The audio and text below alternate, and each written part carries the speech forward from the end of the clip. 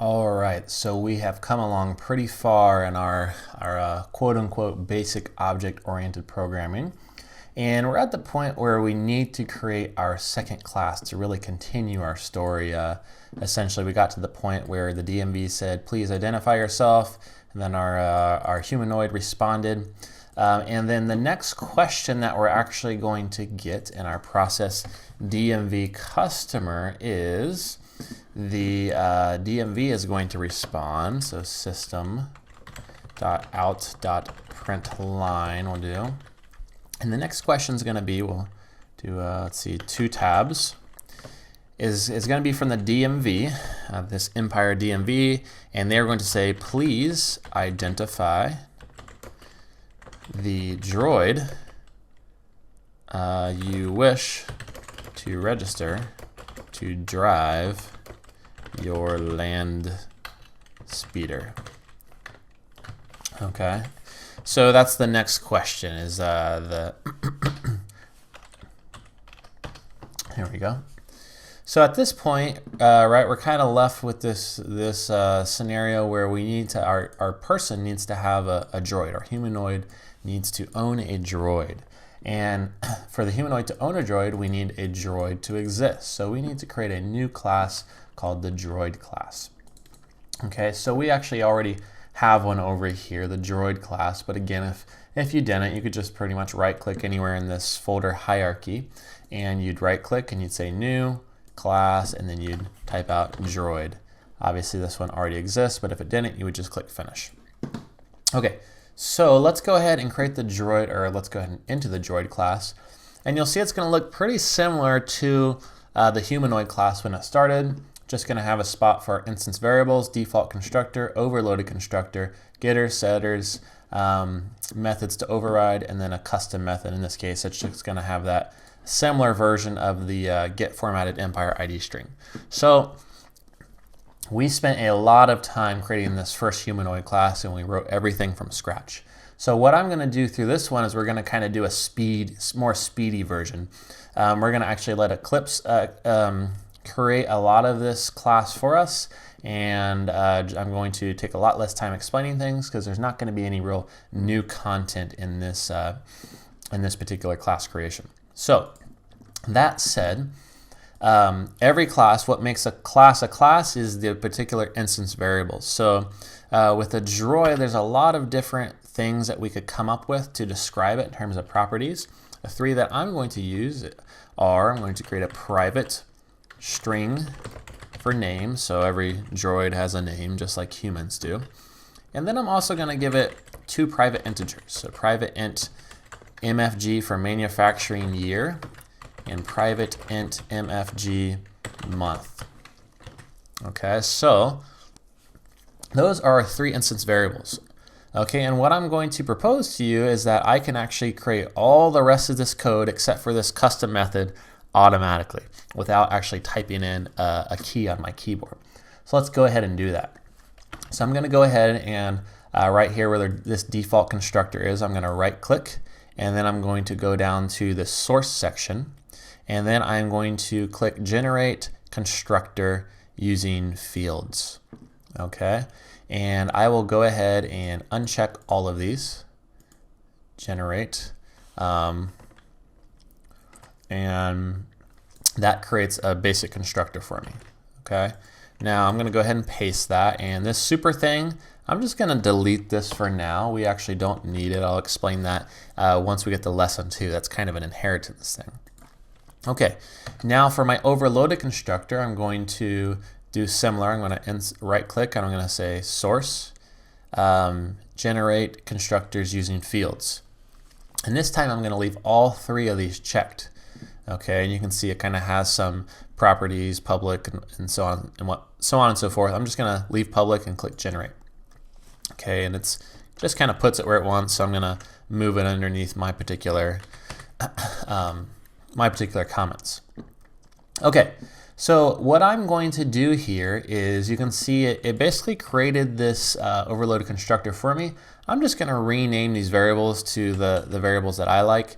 You can see that they actually do what I kind of recommended not doing in naming the variables the exact same thing as the instance variables themselves, they just use this dot to distinguish between the variables for, the instance variables and the variables being passed in.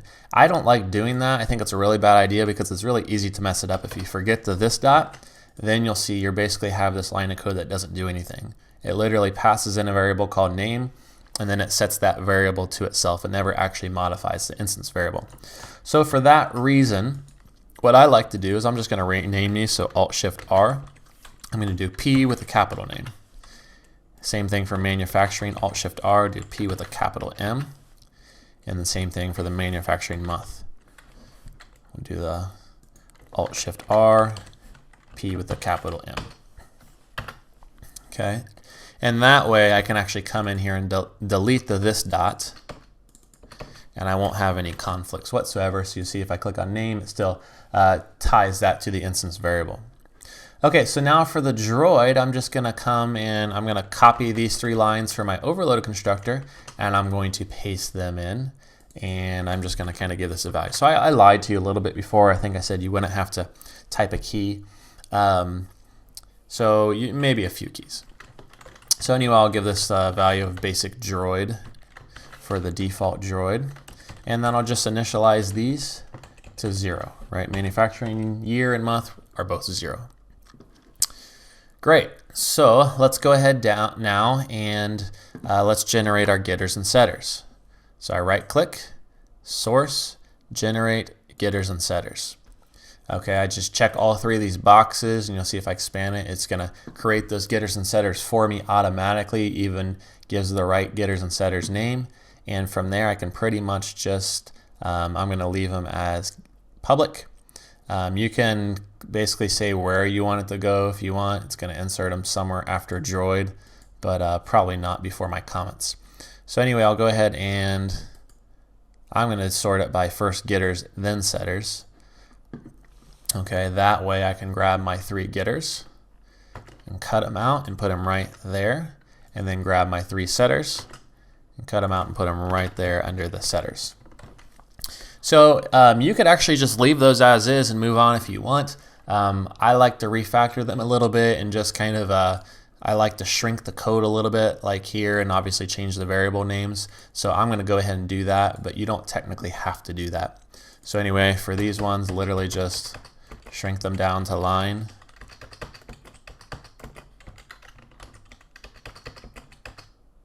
And then for the setters, we'll shrink them down to line as well.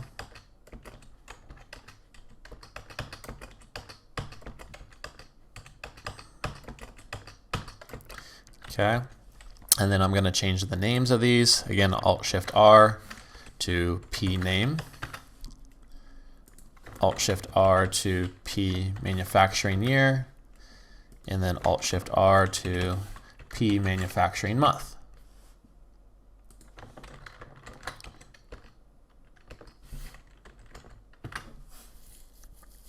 Okay, and then of course I can now delete the this dots if I want. Okay, here's where it gets a little bit less helpful, at least for me, the way that I like to create my overrides down here. So I can go ahead, notice if I can right click on the source code here and then go to source, and then you will actually see generate toString. Okay, and it gives you the option to say, hey, I want all these 3 variables in my dot equals comparison. You'll see it kind of gives us a more mechanical, just like, hey, name equals name, manufacturing year equals manufacturing year, and so on and so forth. So let me actually go ahead and drop that down there.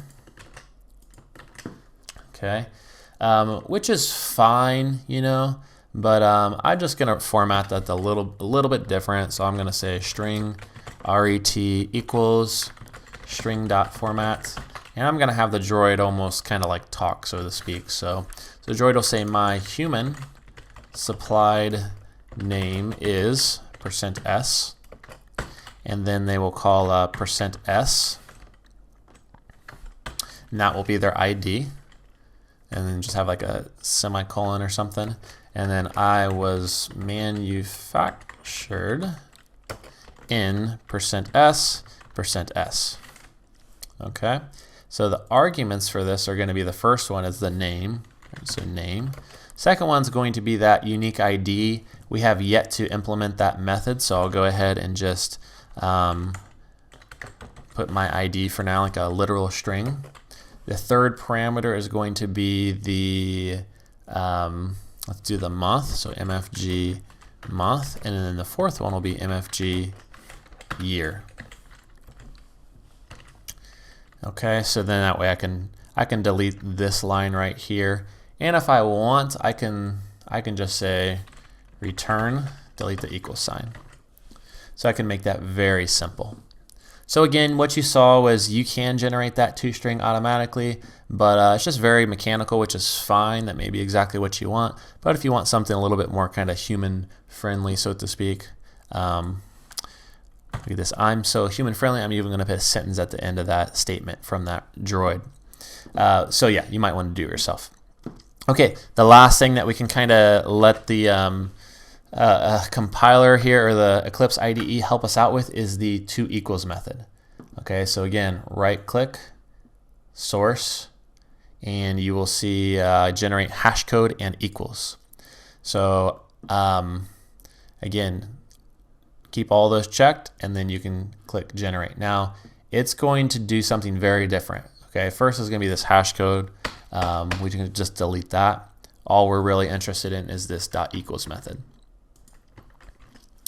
Okay, and you'll see it's kind of doing the same thing. It does a few checks here. It basically says, hey, if this is equal to the thing that you passed in, then return true. It's exactly the same, right?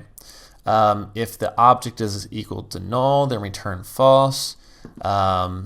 Then it basically checks that the classes are equal. So we did the whole instance of thing. This is another way to do it. And then you can see eventually they cast it over.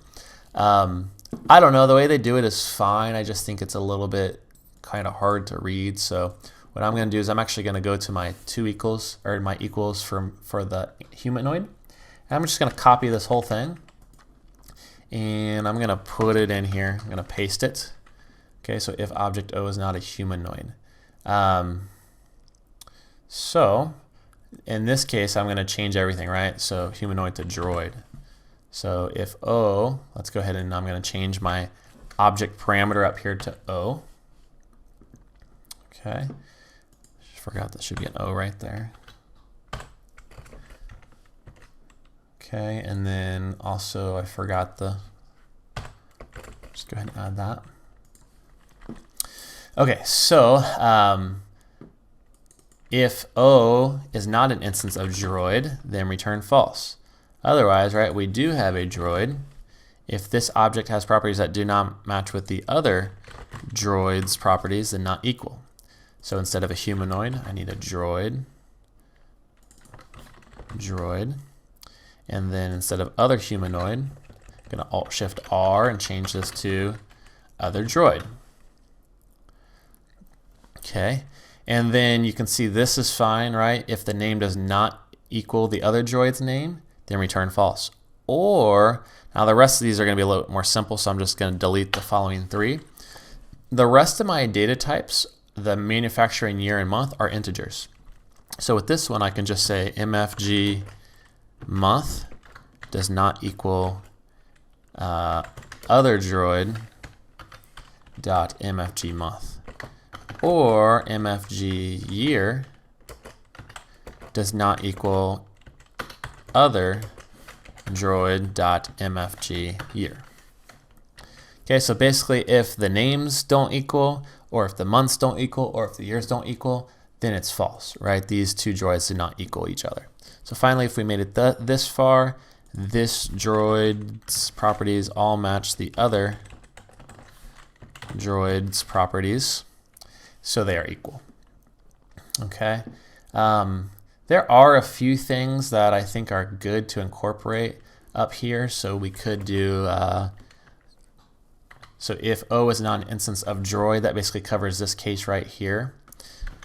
Or if O equals null. So that's actually a good one to add. I like that one a lot. I'm actually going to add that to my humanoid equals case as well. Okay, that way if they pass in literally nothing, rather than going through this code and getting a null pointer error, then we will actually know, right, hey, nothing compared to me is certainly different, right? It's certainly not equal. So I can go ahead and delete all this other code now. Okay. All right, so the last thing to do is we just want to provide an implementation. It's going to be very similar to my implementation in the humanoid. So I'm going to go ahead and grab this get formatted empire string. I'm going to go ahead and copy that.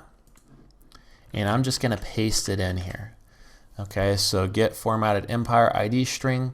So what I'm going to do for the droid is going to be a little bit different. So I'm going to compose the empire ID string not from the home world, because the droid doesn't have a home world. The droid has a manufacturing year and a manufacturing month. So what I'm going to do is I'm going to delete these two lines, and then I am going to compose it of, I'm just going to add another %s dash to the beginning here. Okay, so what I'm basically going to do is I'm going to compose it of three things: the manufacturing year, the manufacturing month, and then this random number between 0 and 99 million. Okay, so we've basically created our droid class now. So you can see, I think we're at about the 16 minute mark, and I talked quite a bit even still yet. So you could have done that in probably 10 minutes, if not less, if you were just doing this from scratch. So much more quickly. There we go. Okay, so the last thing I want to do is let's just test this code out. Let's go ahead in the lesson 1, and we'll go ahead and create a droid. So for instance, let's go ahead and create our good friend R2D2. So we'll say droid R2D2 equals new droid R2D2, and we'll say he was created in year 3088. Okay, and January 3088. And let's go ahead and create a generic droid. So droid G droid equals new droid. Okay, so all I'm going to do to test these out is I'm basically going to just print them out. So system.out.print R2D2, and then system.out.print G droid. So I just basically want to make sure that these constructors are working properly. Okay, and then we do see my human supply name is R2D2. Okay, we got this my ID, so we gotta fix that real quick. So in my droid code, where I had this string literal of my ID, just replace that with get formatted empire ID string, and then give that a play. And now we do see this different formatting. So you can see the basic droid, right? Year 0, manufacturing month 0, and then some random number. Okay, so if you run that a few times, you'll see all the different numbers will be a little bit different. Okay.